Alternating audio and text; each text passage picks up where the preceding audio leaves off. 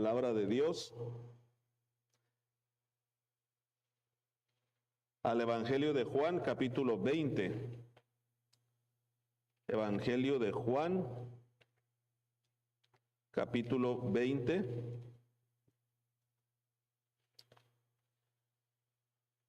Hoy tenemos unos invitados especiales.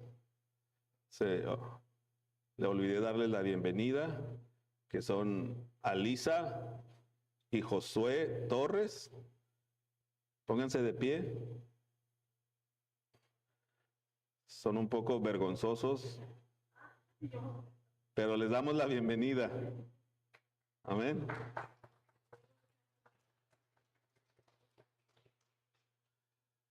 Quisieron venir ellos solos. Gloria a Dios por eso. Hermanos, vamos a el Evangelio de Juan, capítulo 20, versículos 11 al 18.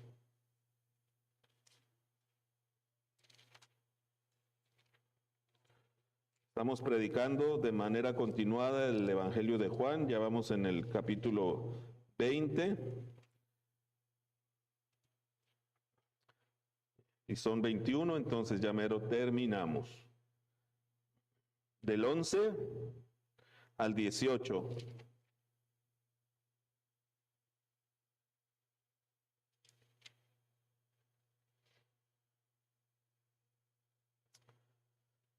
Gracias por ponerse de pie en reverencia a la palabra de Dios. Y dice así el Evangelio de Juan, capítulo 20, verso 11 al 18, en el nombre del Padre, del Hijo y del Espíritu Santo. Pero María estaba afuera llorando junto al sepulcro. Y mientras lloraba, se inclinó para mirar dentro del sepulcro. Y vio a dos ángeles con vestiduras blancas que estaban sentados, el uno a la cabecera y el otro a los pies, donde el cuerpo de Jesús había sido puesto. Y le dijeron: mujer, ¿por qué lloras? Les dijo: porque se han llevado a mi Señor y no sé dónde le han puesto. Cuando había dicho esto, se volvió y vio a Jesús que estaba allí, mas no sabía que era Jesús. Jesús le dijo: mujer, ¿por qué lloras? ¿A quién buscas? Ella, pensando que era el hortelano, le dijo: Señor, si tú lo has llevado, dime dónde lo has puesto y yo lo llevaré.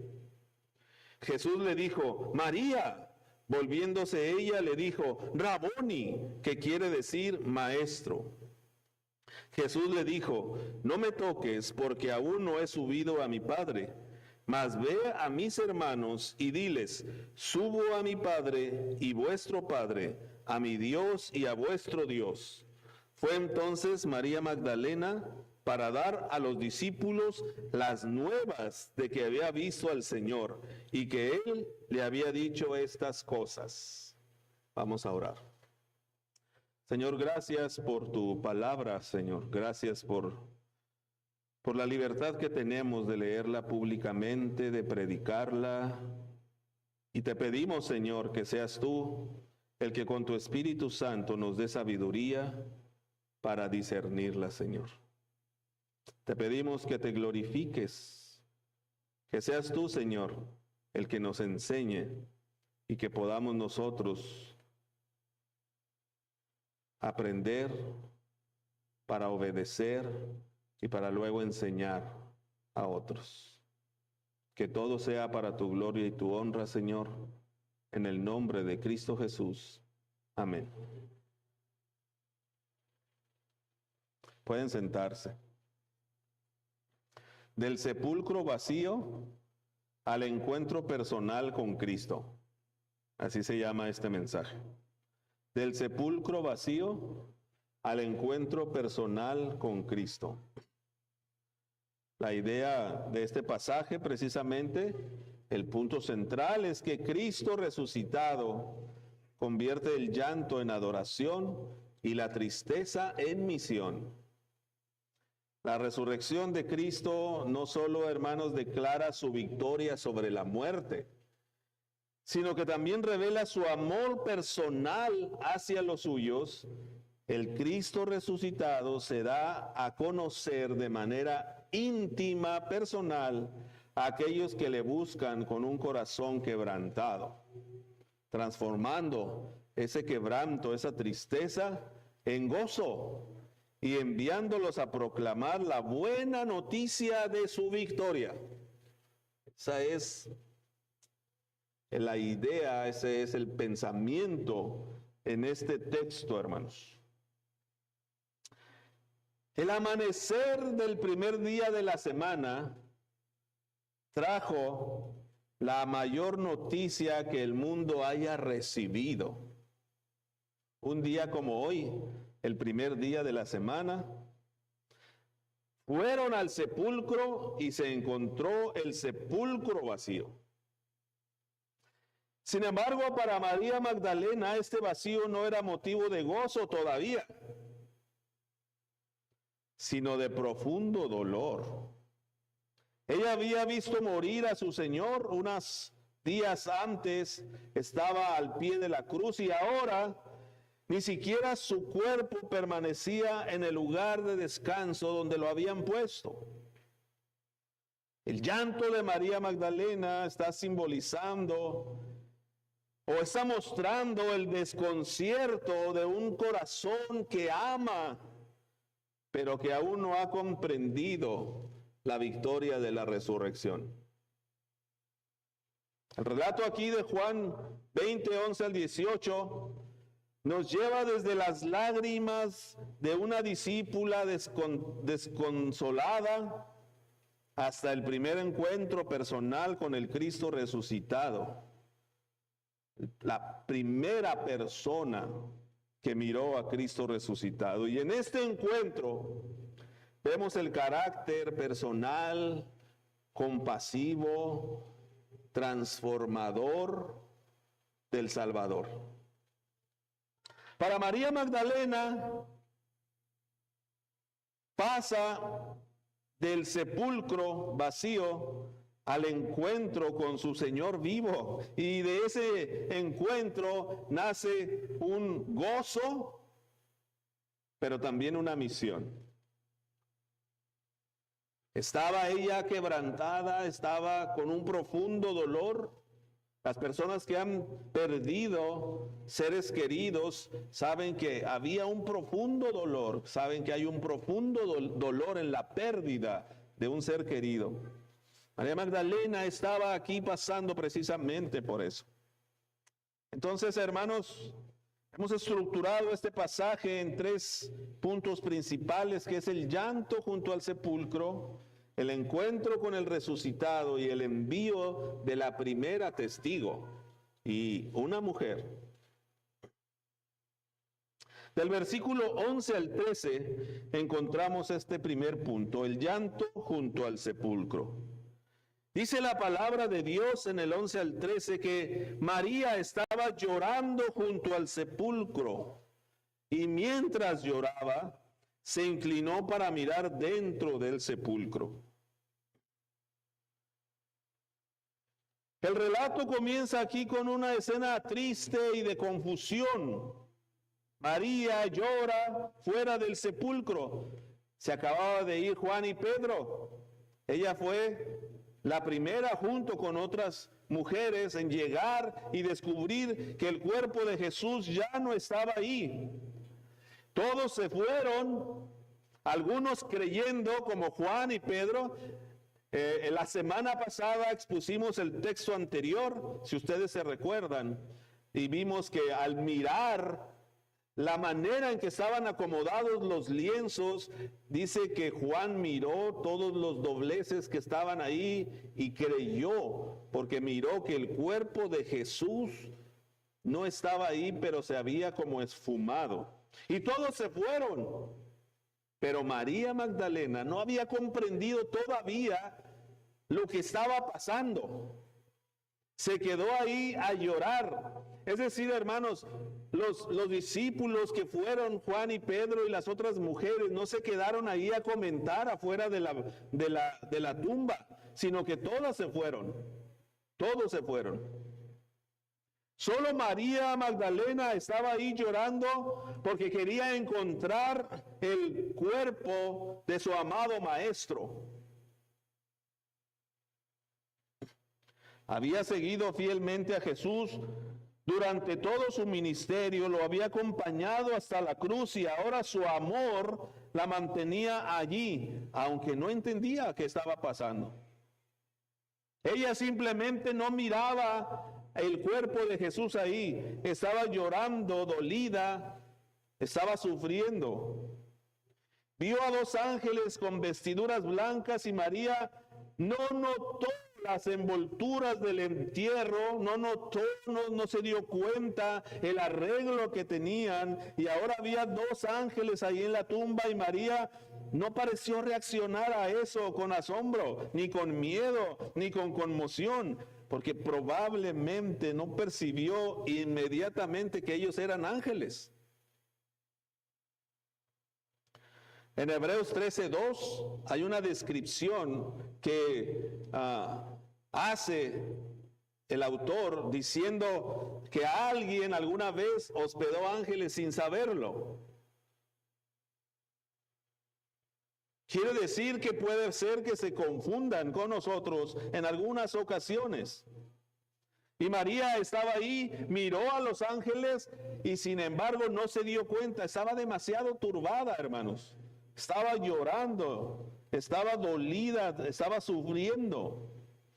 Los dos ángeles hablan con ella y le preguntan, ¿por qué lloras? Y la respuesta de María refleja precisamente el vacío de su corazón y la falta de esperanza que tenía. Su respuesta lo dice todo. Porque se han llevado a mi Señor y no sé dónde le han puesto. Es decir, ella todavía estaba pensando en un cuerpo muerto. María no estaba pensando ni soñando en que Jesús estaba vivo. Ella creía que aún estaba muerto y solo quería saber dónde estaba él para poder terminar el trabajo de preparar su cuerpo para el entierro que había quedado pendiente unos días atrás. Esta, hermanos, es más evidencia de que ella no notó las prendas de entierro debido a los ángeles. No estaba razonando, no estaba pensando.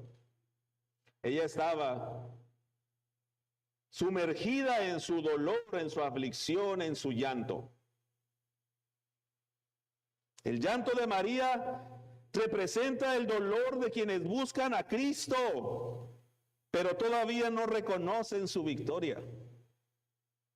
Muchos creyentes permanecen junto al sepulcro todavía hoy, junto al sepulcro de sus expectativas frustradas, lamentando lo que creen perdido cuando en realidad Cristo ya ha vencido. Muchos creyentes están todavía ahí, en su frustración, en su dolor,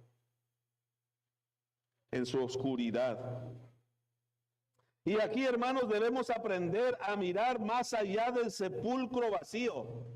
Debemos aprender a reconocer que la ausencia del cuerpo de Cristo no era una pérdida, sino una señal de victoria. En los momentos de confusión, el amor persiste por Cristo. Es el primer paso hacia el encuentro con Él. Es decir, aquí María demostraba y estaba demostrando su amor, su persistencia, su devoción. Estaba buscando lo que quedaba de su maestro, concentrada en buscar un cuerpo muerto. Y muchos creyentes todavía están buscando lo que creen que está perdido, sin concentrarse en las victorias que ya Cristo le ha dado al creyente. Si vamos al versículo 14 al 16, miramos el encuentro con el resucitado.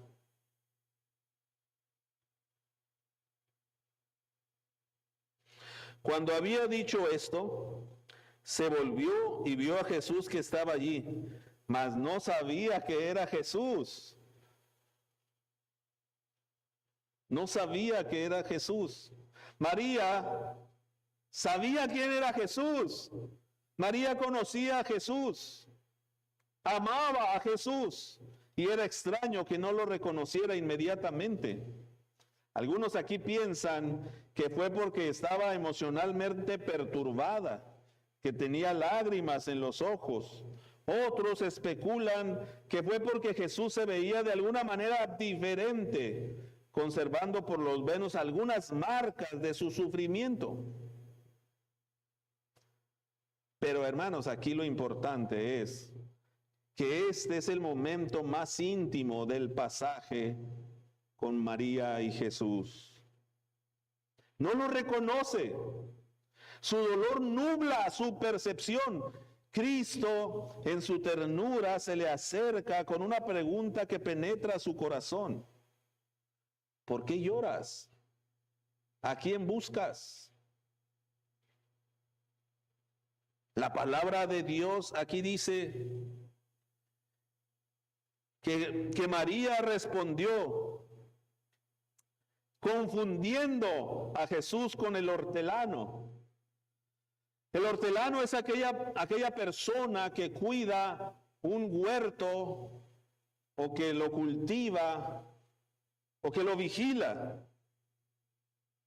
Y confundiendo a Jesús con el hortelano de ese huerto, recuerdan que la tumba estaba puesta en un huerto. Le hacen una pregunta: Señor, si tú lo has llevado, dime dónde lo has puesto y yo lo voy a recoger. Hermanos, esta confusión que María tiene con el hortelano, con el jardinero, indica precisamente que el sepulcro de Jesús estaba en un huerto o jardín. En Juan 19:41 dice: y en el lugar donde fue crucificado había un huerto y en el huerto un sepulcro nuevo. Era común que las personas encargadas de cuidar de sus terrenos vivieran o trabajaran ahí cerca y se les llamaba los hortelanos. Pero aunque María estaba equivocada al pensar que era un jardinero, esa confusión, hermanos, tiene una hermosa alegoría teológica.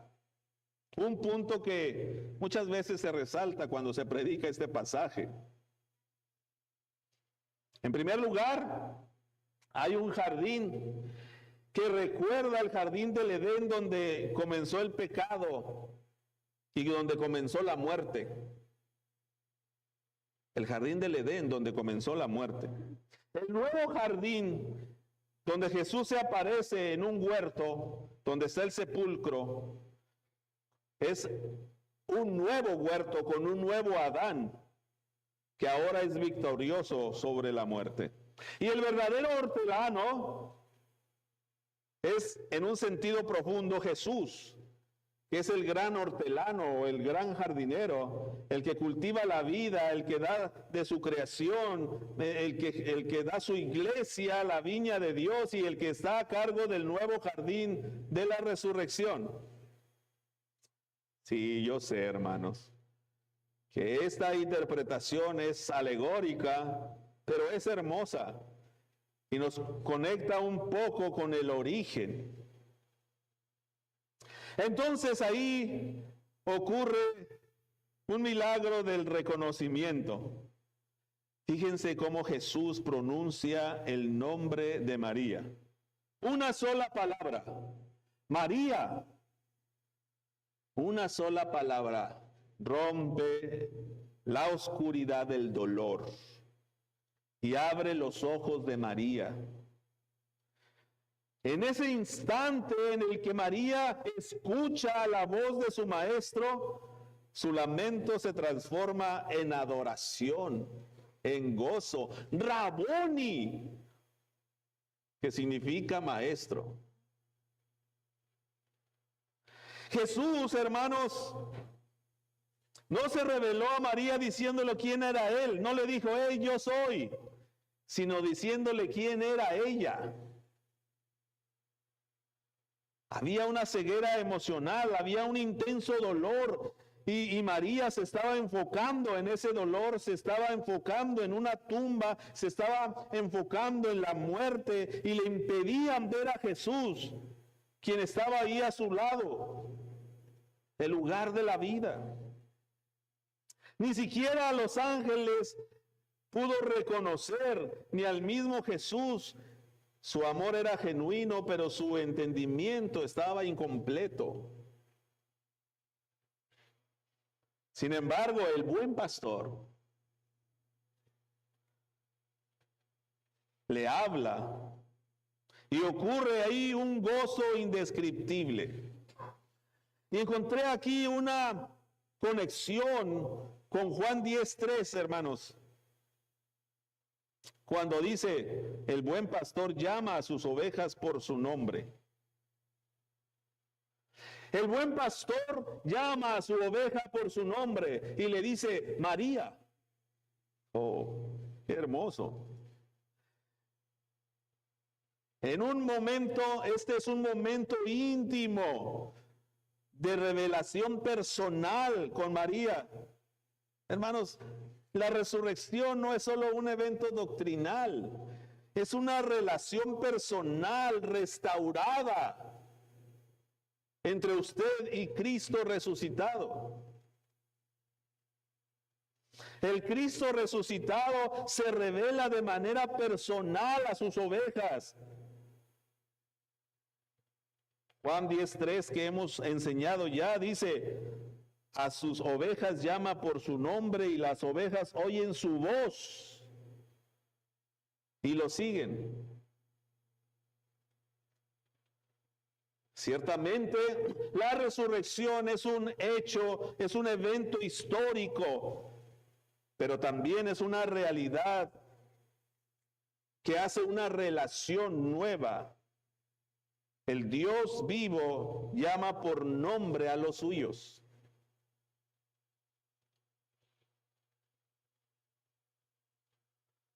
María no reconoció con su vista a su maestro en primera instancia. María tal vez estaba llorando, su mente y sus ojos estaban nublados por las lágrimas, por el dolor, pero sí que escuchó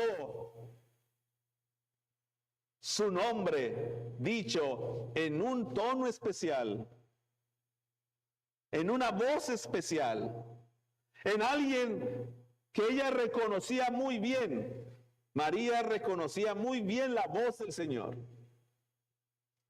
Pudiera tal vez el Señor estar golpeado y todavía tener algunas secuelas de lo que era, de lo que fue su sufrimiento, los azotes, los golpes. Tal vez no lo reconoció al mirarlo la primera vez, pero su voz seguía siendo la misma hermosa voz de su maestro. Y cuando le dijo María, ella inmediatamente reconoció esa voz y dijo, Raboni, este es mi maestro. Esta voz yo la conozco. Hermanos, ese fue un momento precioso entre María y el Jesús resucitado.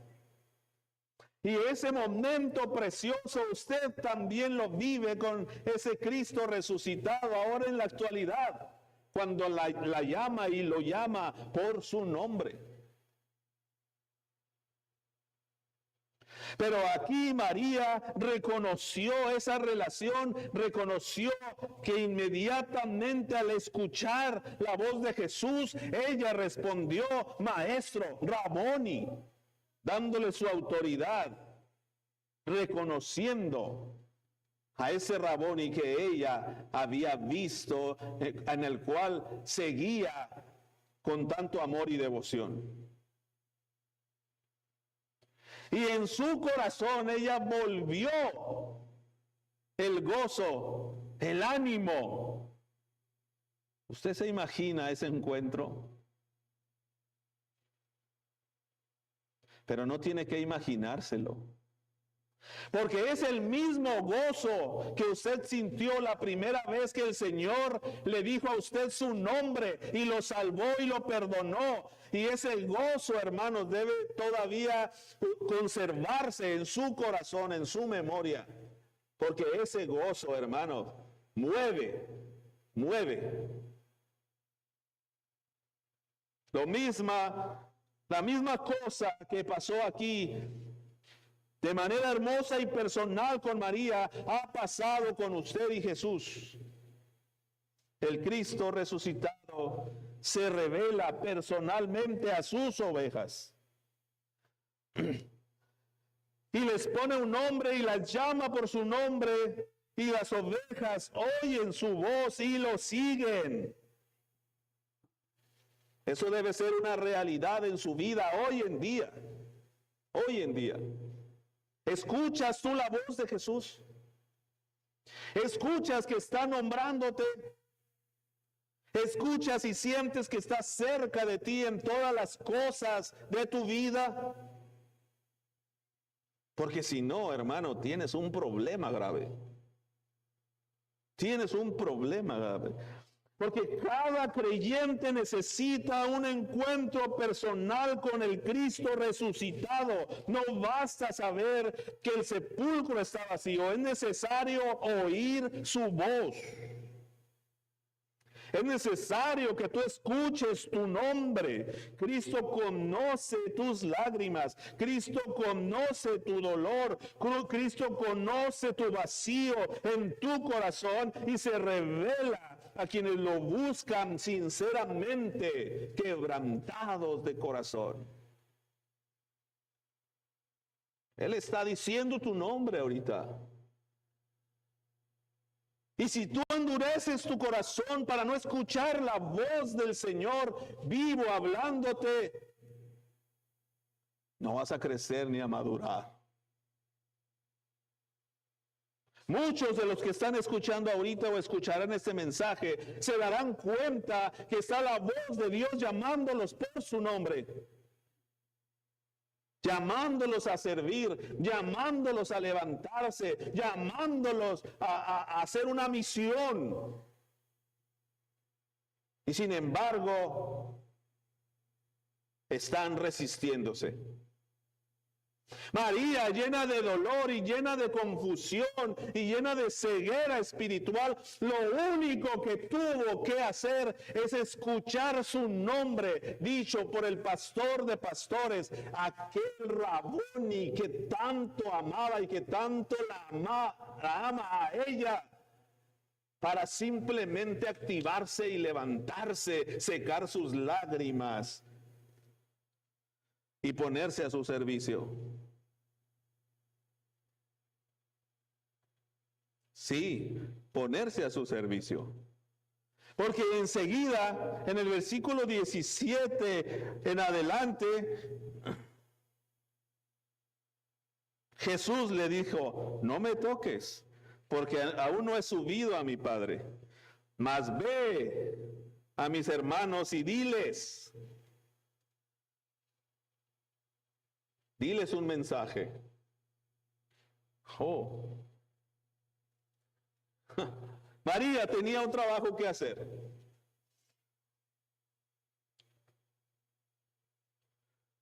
No me toques, le dice Jesús. Al leer este pasaje, muchas veces tenemos una cierta confusión el por qué Jesús le dice esta palabra. ¿Qué quiso decir Jesús al decirle no me toques? Y esta confusión se da debido a algunas traducciones, o principalmente a la traducción Reina Valera 60. Amo la traducción Reina Valera 60. Pero hermanos, las traducciones no son inspiradas por Dios, ¿ok? Las traducciones tienen errores. Lo que es inspirada por Dios es la palabra de Dios en el idioma original. Y la Reina Valera traduce esta expresión como no me toques. Pero las demás traducciones la traducen como no te aferres a mí.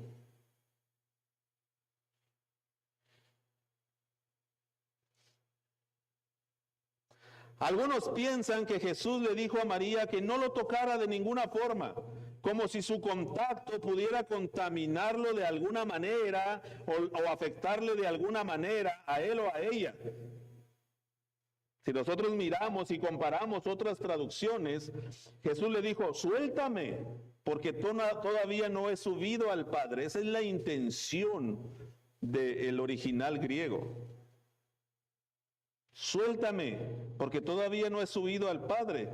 Y tiene sentido, hermanos, que María, al escuchar la voz de su maestro, al mirarlo que está vivo, ¿usted qué haría?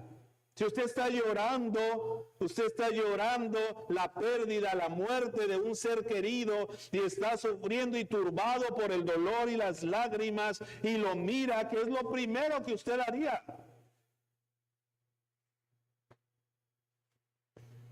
En una ocasión, mi esposa y yo perdimos un bebé que no alcanzó a nacer, ya tenía 9 meses y lo perdimos. Y teníamos unos amigos muy íntimos. Y nosotros estábamos llenos de dolor, con mucha aflicción. Y ese amigo recuerdo que me habló y me dice, ¿cómo están? ¿Qué pasó? Ya nació el bebé. Él no sabía. Y yo le dije, no sobrevivió. Y él gritó, ¿murió? Y yo le dije, sí.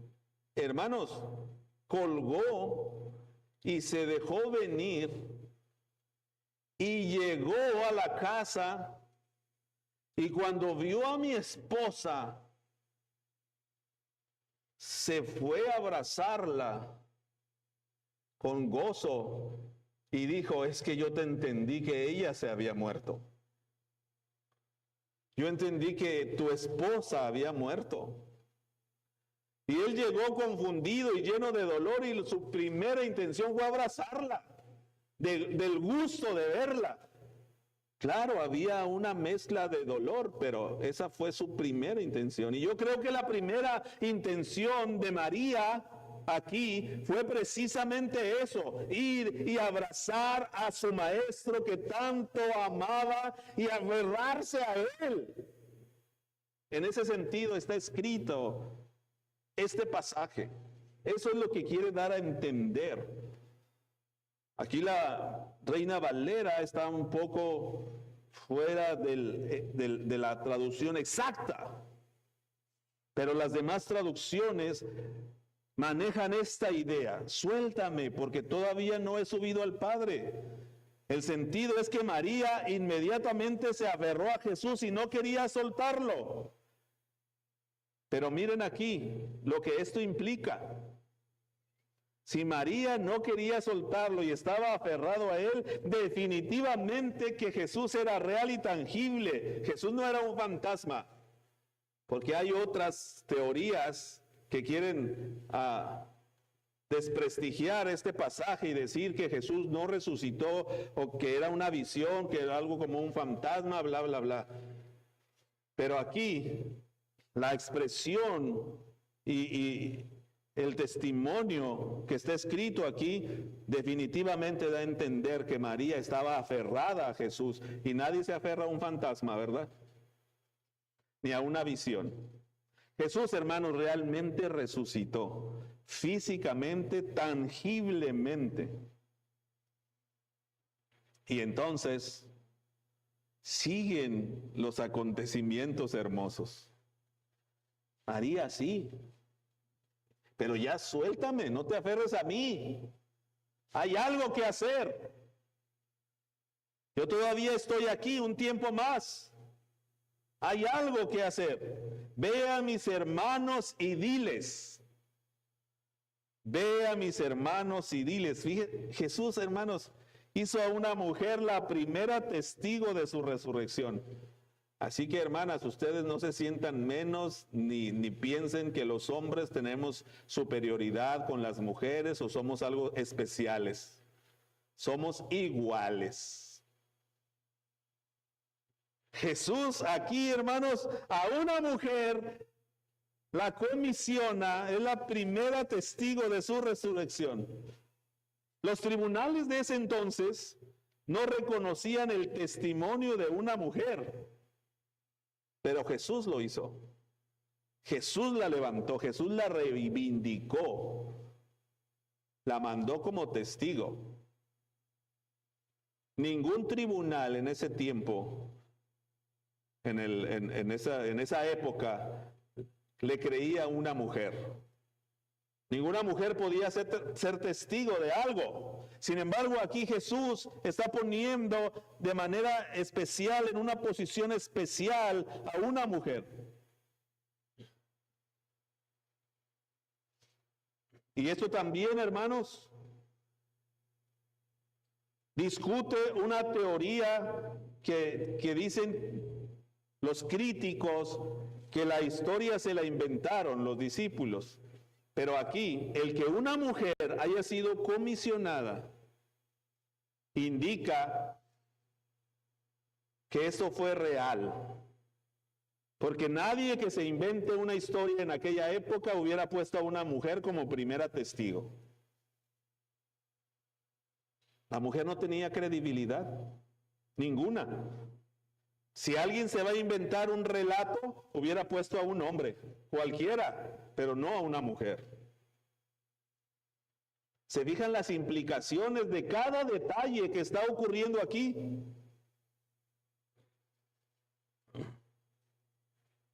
Jesús rompe con toda injusticia hacia las mujeres. Las mujeres no tenían valor ni credibilidad. Jesús le da valor y credibilidad y por primera vez se revela a una mujer y la comisiona para ir a testificar, para ir a predicar su nombre. Algunas personas piensan que la mujer no debe predicar. Eso no dice la Biblia. La Biblia dice que la mujer no puede ser pastora, pero no dice que no debe ir a llevar el mensaje del evangelio a otros.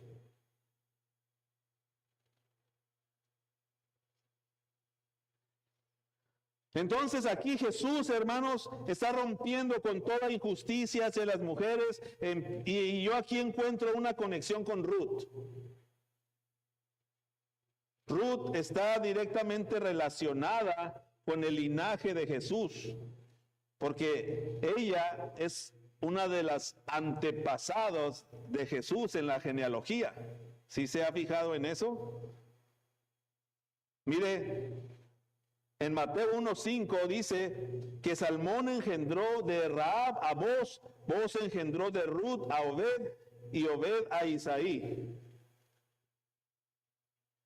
¿Y quién es Isaí? El padre de David. ¿Y de quién viene David? ¿De dónde viene el Cristo? ¿De dónde debe de venir? De David. Entonces mire los puntos claves aquí de la conexión que encontré aquí para usted. Ruth, bisabuela del rey David. Ruth fue la esposa de Boz, el hijo de Ruth, y Boz fue Obed. Obed fue el padre de Isaí, e Isaí fue el padre del rey David. ¿Ok? Bueno. La línea mesiánica. Jesús es conocido como el hijo de David. ¿Se recuerda? Mateo 1:1. Al ser Ruth la bisabuela del rey David, ella queda firmemente establecida en la línea ancestral que condujo al Mesías. El Mesías viene de Ruth. Y ahí hay algo especial, hermoso. Está la inclusión de los gentiles. ¿Quién era Ruth, hermanos? Ruth era una moabita, enemiga del pueblo de Israel. Israel odiaba a los moabitas y Ruth era moabita. Era una gentil, no era del pueblo de Israel.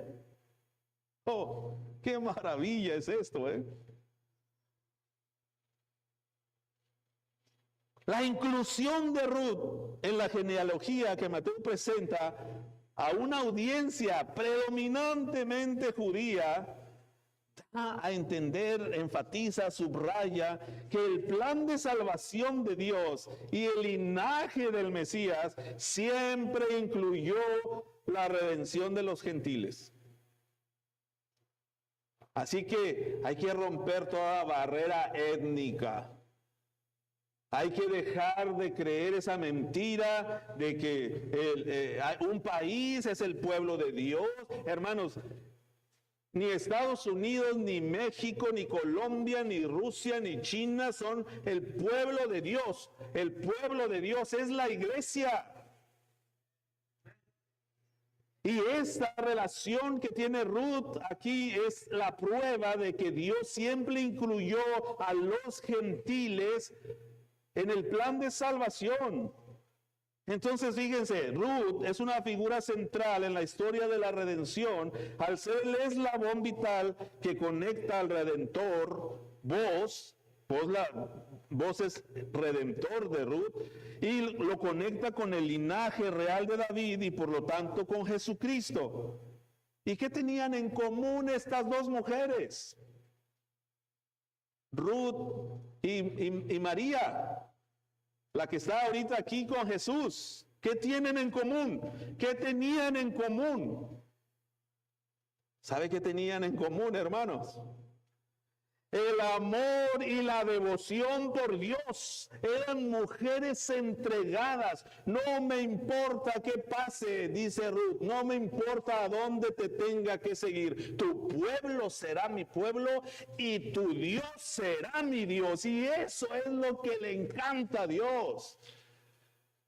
Que tú tomes una resolución y digas, yo sigo a Jesucristo, pase lo que pase.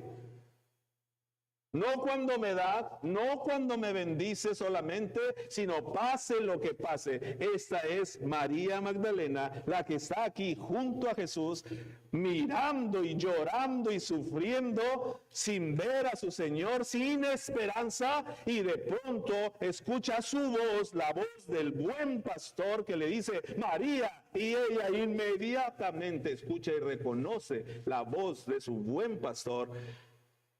Y le dice, Raboni, es decir, aquí estoy, haz de mí lo que quieras. Sí. Y él le toma la palabra y le dice, ya, suéltame, déjame, no estés aquí agarrándome. Ve a hacer las cosas que debes de hacer. Ve y predica este mensaje. Ve y dile a tus hermanos, a mis hermanos. Y ahí hay más todavía tela de donde cortar, hermanos. Porque después del encuentro que Jesús tiene con María, María es transformada en la mensajera del Evangelio. La mujer que lloraba ahora proclama con gozo, he visto al Señor. ¿Se fijan? Jesús le confía una verdad gloriosa.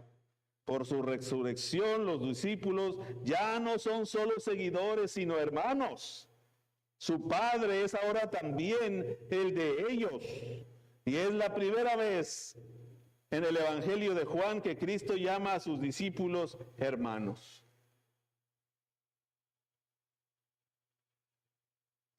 Entonces, hermanos, fíjense cómo la resurrección no solo confirma la divinidad de Jesús, sino que establece una nueva relación de adopción para los creyentes. Somos sus hermanos. Nuestra relación con el Padre ahora es medida y compartida por el Hijo.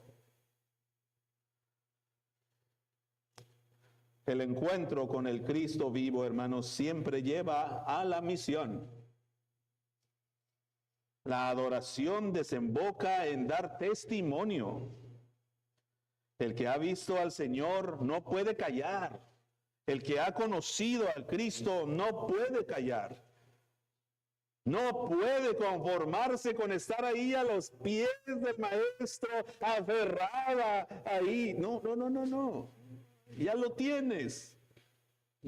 Ya déjame. Ya no me toques, ya déjame. Ve. María Magdalena se convierte entonces en la primera testigo del Evangelio y es un ejemplo de cómo el amor se transforma en obediencia y proclamación. María era una mujer que amaba a Jesús con devoción y ahora eso se transforma en una misión. Y hermanos, nos enseña que la atención ya no debe estar en la presencia física de Jesús. Ya no debe estar en estarnos ahí tocándolo, sintiéndolo, sintiendo la presencia, sino que en el Espíritu Santo debemos poner nuestra mirada y en la misión que Él nos está encomendando a nosotros como iglesia. Deje de estar buscando emociones fuertes, sintiendo a Dios, sintiendo la presencia con emocionalismo. Ya no. Ahora tiene que hacer la misión que el Señor le ha confiado. ¿Y cuál es la misión de la iglesia? Pues ir y proclamar el Evangelio a toda criatura. Fíjense cómo este pasaje final, hermanos, es la esencia del Evangelio, la iniciativa divina del amor redentor. Cristo busca, consuela y transforma a quienes le pertenecen. Entonces su resurrección, hermanos, no es la derrota sobre la muerte solamente, sino que restaura la comunión perdida. Hoy el sepulcro vacío proclama la victoria de Cristo y el encuentro personal con Él manifiesta su victoria en el corazón de cada persona. La fe cristiana, hermanos, no se sustenta solamente en un evento histórico, aunque real e importantísimo y vital, sino también en una relación viva, en una relación íntima con un Salvador que llama por su nombre a los suyos y los envía a proclamar su gloria. Así que no estés haciéndote sordo a la voz de Dios, al llamado de Dios a servir, sino más bien despierta, levántate y dile al Señor: sí, Señor, ¿qué quieres que yo haga? 3 consideraciones finales. Considera que el amor y la devoción perseverante nos lleva a un encuentro personal. El amor y la devoción perseverante. María Magdalena estaba sufriendo porque ya no tenía esperanzas, ya había muerto todo. Y ella, sin embargo, siguió amando y perseverando y tuvo un encuentro personal. Considera que el Cristo vivo se revela a los corazones quebrantados. A un corazón contrito y humillado, Dios no lo desprecia. La voz del Maestro se escucha mejor con las lágrimas sinceras de la persona que lo busca. Y la tercera consideración es que el encuentro personal con Jesucristo te lleva a una misión. No te lleva a estar ahí abrazadito sintiendo la presencia de Dios todo el tiempo. Te lleva a la acción. Y esa acción es cumplir la misión. Todo aquel que ha sido consolado por Cristo está llamado a anunciar que Él vive. Así que llora lo que tengas que llorar, limpia tus lágrimas y ponle patitas a la fe. Vete a compartir el Evangelio. Concluyo con esto. Del sepulcro vacío al encuentro personal con Cristo, ese es el recorrido de todo discípulo verdadero. María Magdalena llegó al sepulcro buscando un cadáver y salió proclamando al Cristo vivo. Así es como obra la gracia. Convierte la desesperanza en adoración y el llanto en un testimonio. El Cristo resucitado sigue llamando hoy a los suyos por su nombre. Él busca a los que permanecen junto al sepulcro de su tristeza, de su aflicción, de su dolor, y los transforma en mensajeros de la vida, de la alegría y del gozo. Quien ha oído la voz del Señor no vuelve a ser igual jamás, porque su corazón arde con la certeza de que Jesús vive. Y esa fe lo mantiene animado y vivo. No es que vengas a la iglesia a buscar emociones fuertes, emocionalismo.